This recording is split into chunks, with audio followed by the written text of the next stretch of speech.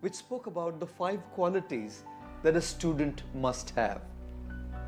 In fact, each of us is a student in our life, and this is why we should possess and try to cultivate these 5 qualities.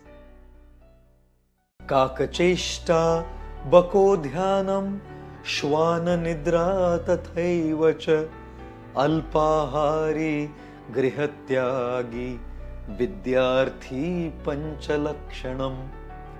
Vidyarthi. Vidya means knowledge. Arthi means one who desires knowledge. Vidyarthi, one who desires knowledge. All of us should possess panchalakshanam, these 5 characteristic features and qualities. The first one, Kaka Cheshta. Kaka means a crow and Cheshta means effort. Kaka Cheshta means the effort of a crow. All of us in our childhood read the story of a crow who was extremely thirsty and was flying around looking for some water. The crow found a pitcher of water. As the crow landed itself on the rim of the pitcher and looked inside at the contents, he found there was water. But the water was at the very bottom of the pitcher, and there was no way that the crow could drink water by putting its beak inside. The crow started thinking, what should be done? And it came across a brilliant idea. It started flying around and picking up in its beak tiny pebbles and putting them inside the pitcher. Pebble by pebble by pebble, the crow kept working hard until the level of the water rose way up to the rim of the pitcher, and the crow quenched its thirst. Kaka Cheshta refers to the patient hard work and the effort of the crow.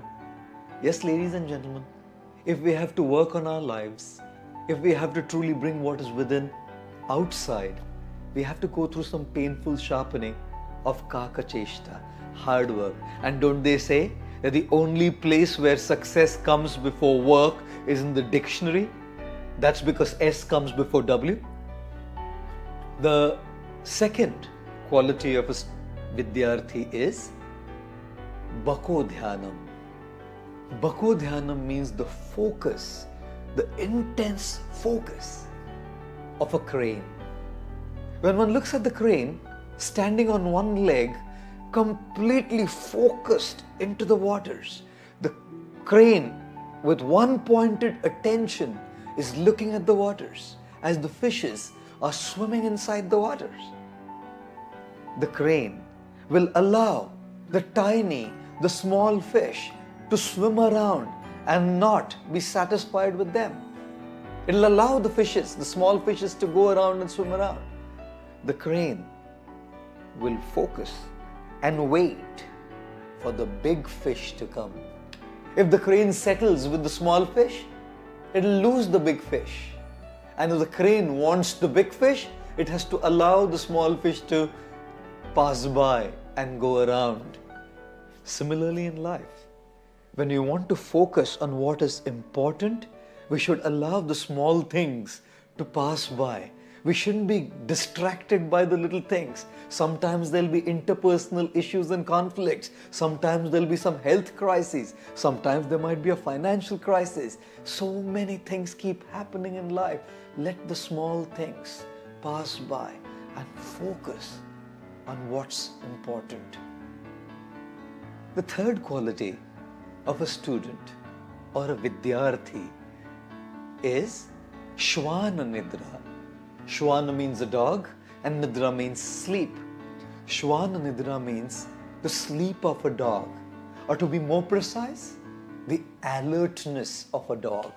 All of us have seen actually, when a dog is sleeping, although the eyes are closed, the dog is very alert to the surroundings around it. Even if there's a little sound, or even if someone just walks in very, very slowly, the dog will immediately open its eyes. All those who want knowledge in their lives and want to pursue something that's meaningful in life have to practice the quality of alertness. Although we may be eyes closed doing, not literally, but doing what we are doing in our lives, we shouldn't miss out on being alert to the world around us. There's a lot to learn in the world from people, from objects, from situations, from surroundings. We'll only learn when we are alert. The fourth quality that a Vidyarthi must possess is Alpahari. Ahar in Sanskrit means food and Alpa means less. So literally, Alpahari means that a Vidyarthi or one seeking knowledge should eat less. Now, this is not what has been implied by this word though. We have varieties of ahar. Like for example, for our tongue we have food, that's the ahar. For our ears we have sound, that's the ahar, music, talks. For our eyes, sights, people, beautiful panoramic scenery is the ahar. So for each of our senses there is ahar. And when this verse says that a Vidyarthi should be Alpahari, it means we should be very careful of what inputs we give to our senses.